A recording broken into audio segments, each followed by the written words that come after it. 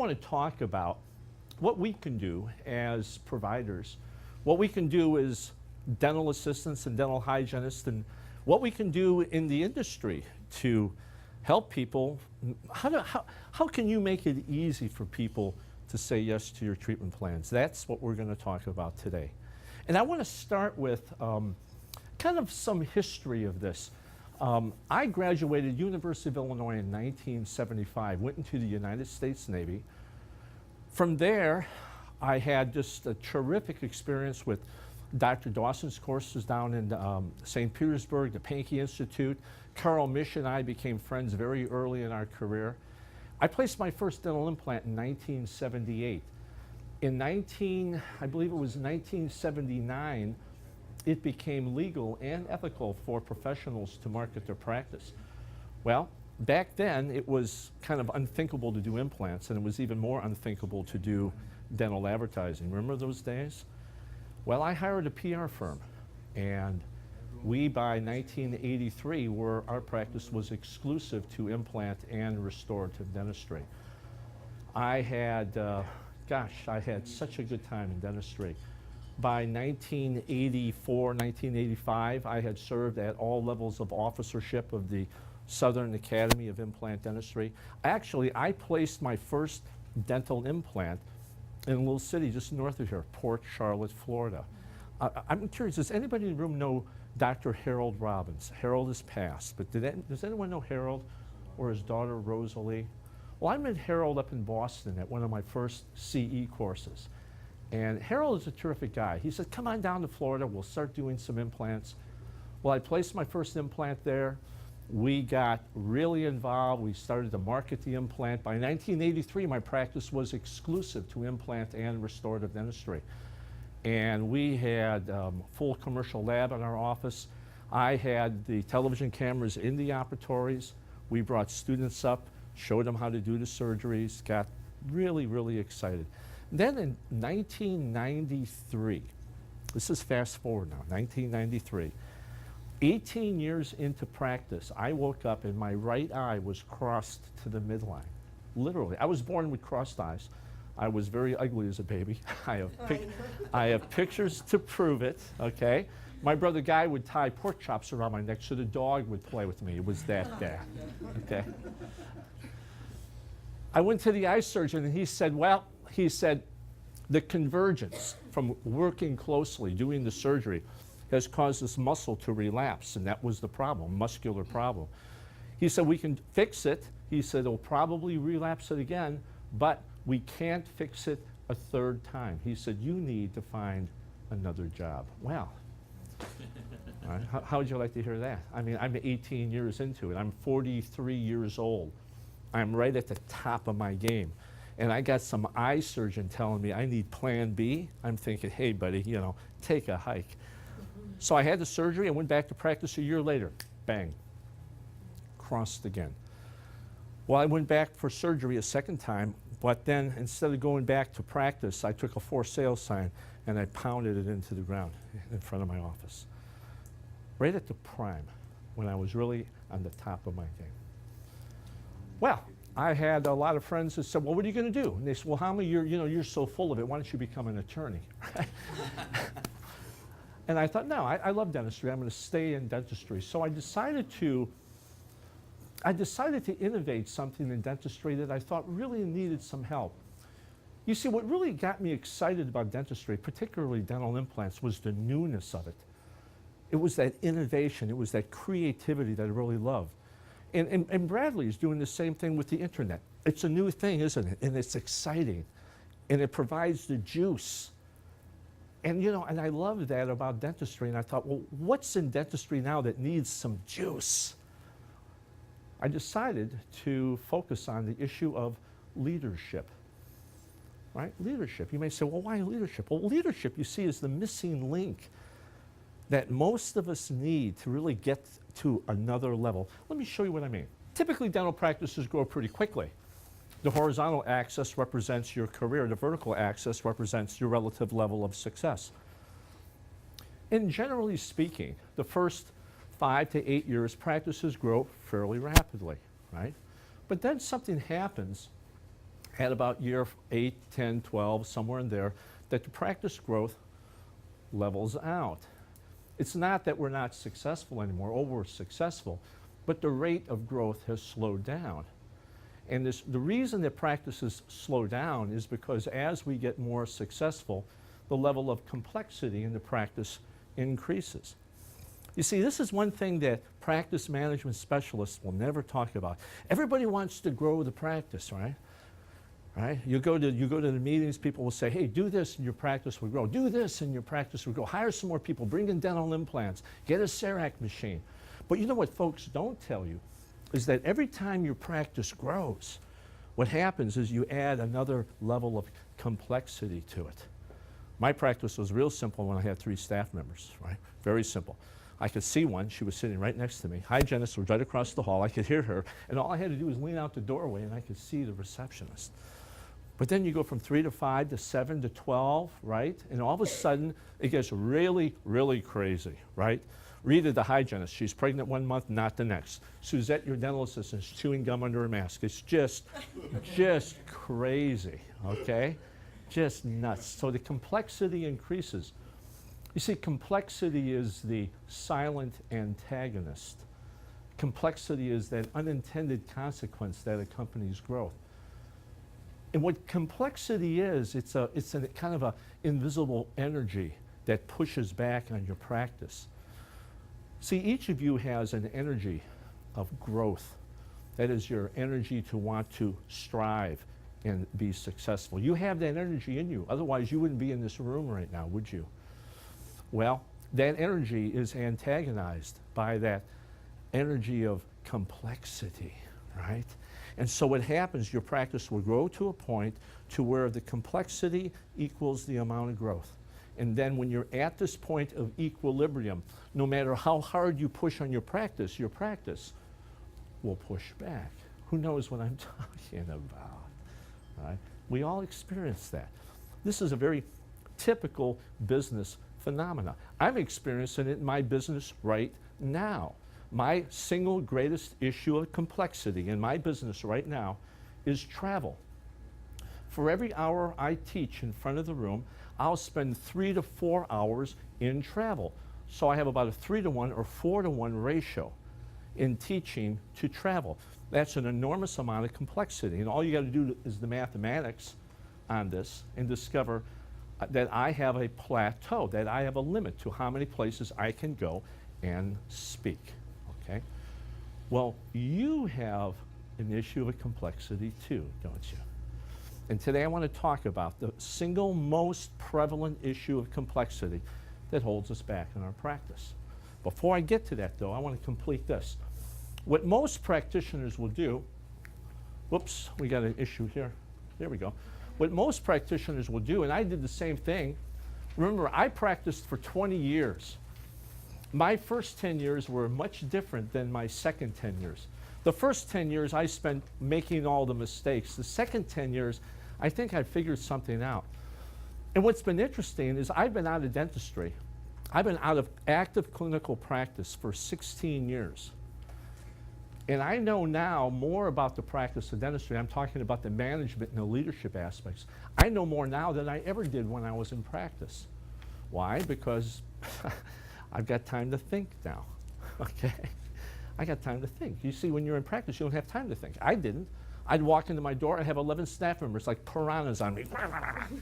Right? Read this, go here, right? You got to see this patient, you got to do this. I'd go into the John to hide from them, right? Get away from these people. Right?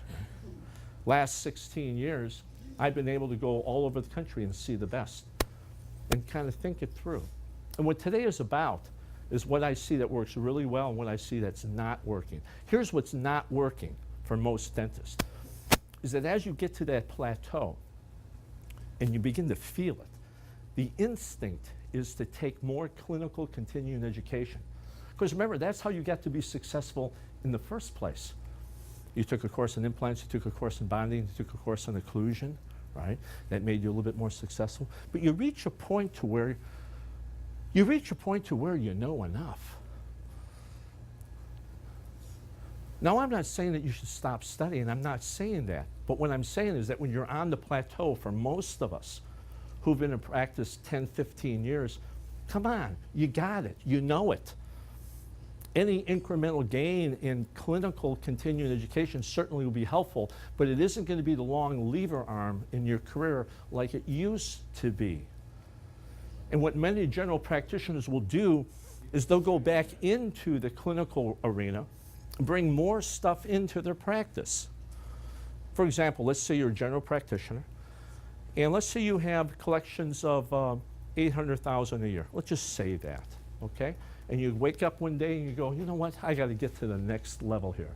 I'm really going to kick the doors out. I'm really going to make something in my practice. So you run off to one of my favorite places, the Misch Institute, to study with Carl Misch dental implants.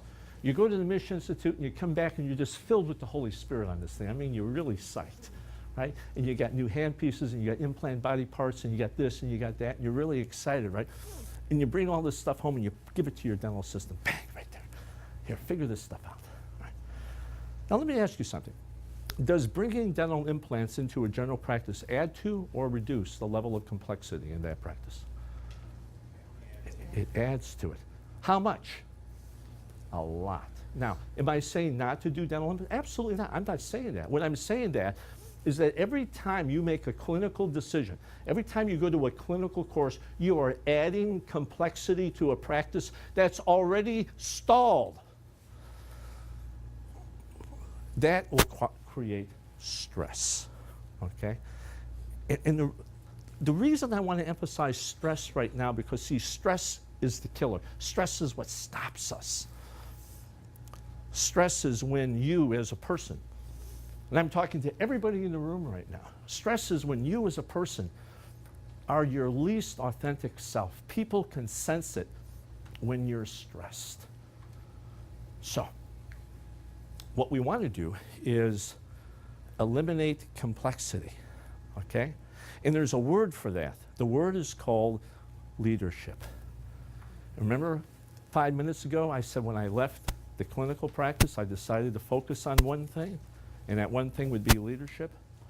See, leadership is the antidote to complexity. Leadership is the management of people, money, and time.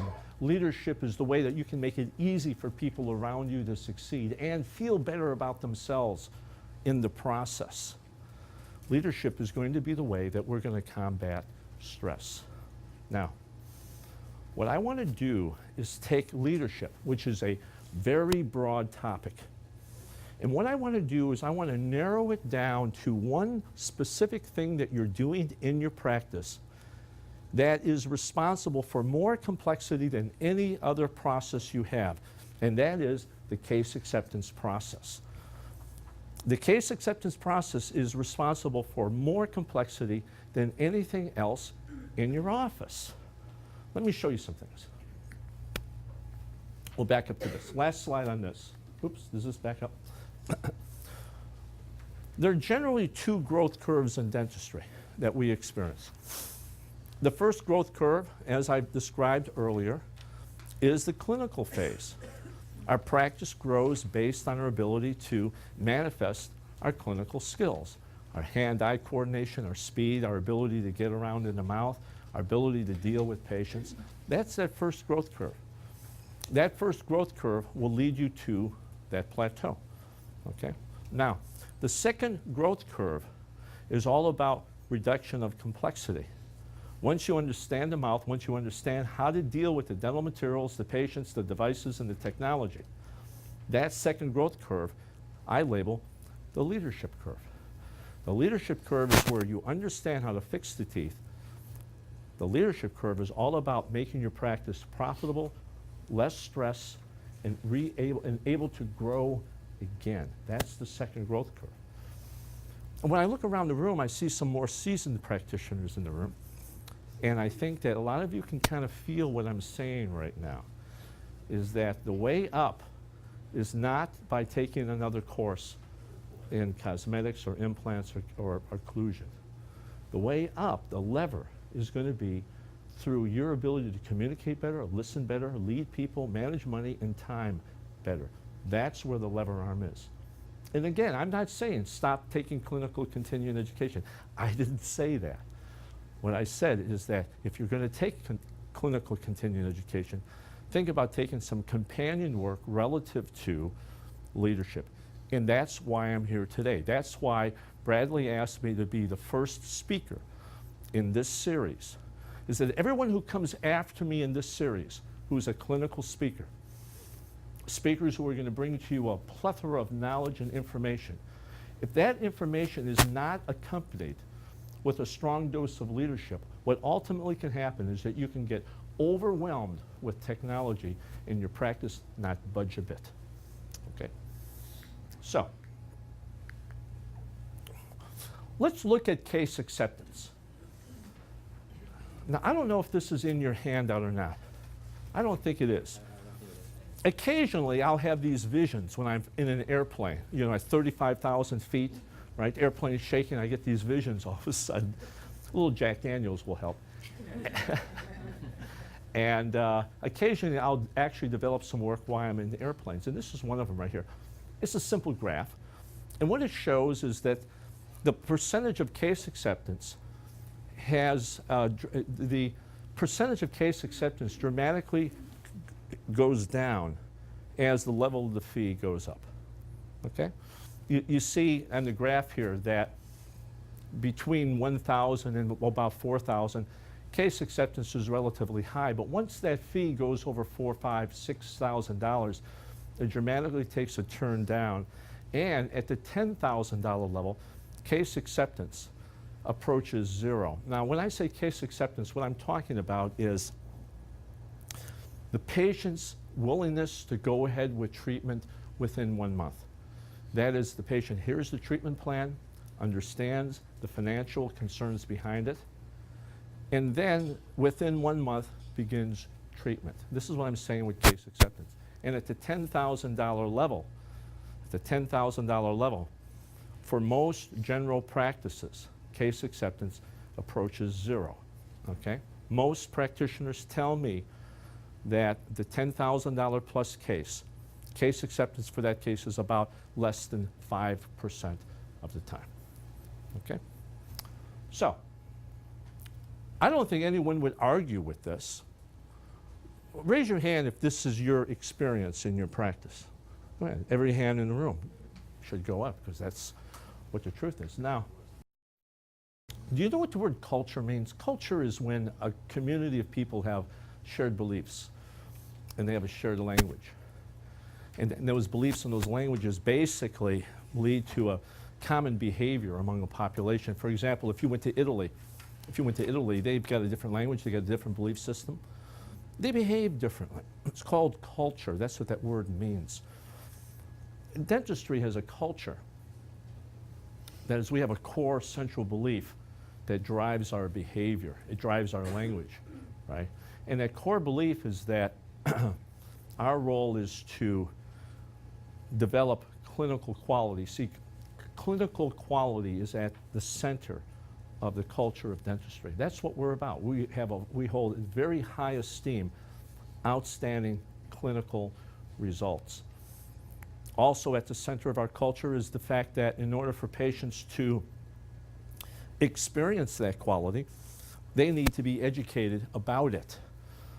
A core belief is that we need to raise our patients' dental IQ. Would you not agree with that? That's what I learned from day one, that we need to educate people as to what's wrong with them and how it got that way and how we can fix it, then how happy they'll be when it's all done. It's a core belief that we're going to educate people, we're going to change the way they think and how they behave relative to dentistry. It's a core belief. So we have at our center the concept of raising the patient's dental IQ. It is absolutely fundamental in all of our literature, all the dental hygiene schools, all the periodontal training, everything you read and see in journals and in our institutions. At the core of it is we need to raise the patient's dental IQ. It is our tool that we're going to use. Now, when the case is simple, let's say it's a crown and a cleaning and a filling, you don't need to do a lot of educating because you see there's not a lot to educate the patient to. So you might spend maybe 10, 15 minutes with the patient, telling them what's wrong with them and what they need, and here's how we're going to do it. And they go, okay, how much will my insurance pay and how long it will take? That whole dance that you do. Now when the case gets really complicated to where you're doing a mouthful of implants, a mouthful of crown and bridge, you're going to spend a lot more time, aren't you, in raising that patient's dental IQ. As a matter of fact, the more complex the case is, the more you're going to raise that patient's dental IQ, the more time and complexity you're going to invest in that patient. This is based on our core belief, our core culture in dentistry, that our role is to raise the patient's dental IQ. Now, if raising the patient's dental IQ was the key to case acceptance, then why does the case acceptance curve go down in the presence of us providing the most amount of patient education?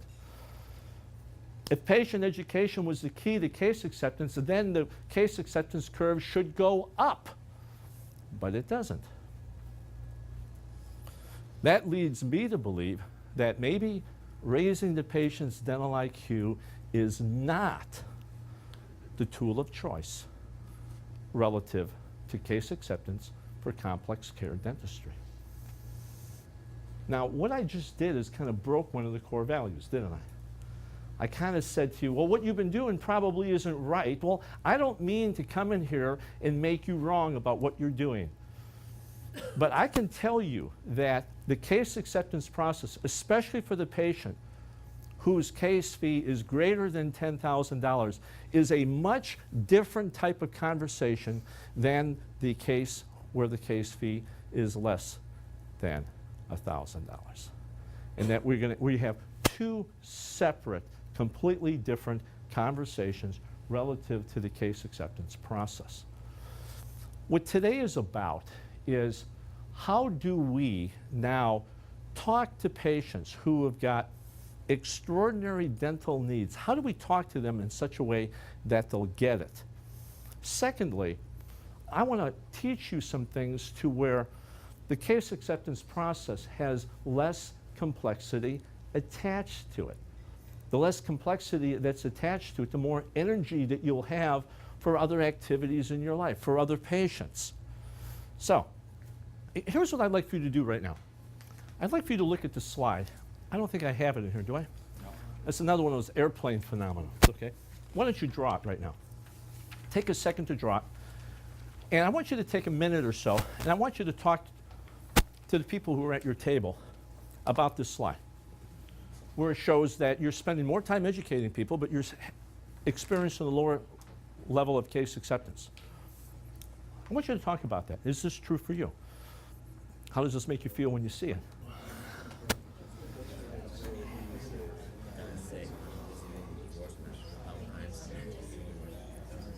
Buy things with emotion. Sew them in. Yeah, because not what we want. I bought this tie on emotion. Because I wonder. That's right. Yeah, I bought this tie on emotion. I thought it looked good on me. Yeah. Well, that will be for the recording. Emmanuel, the mic's on. There we go. Put it together for Grace, everybody. Yay. All right. I was just saying, most of women, we buy things with emotion. I want it.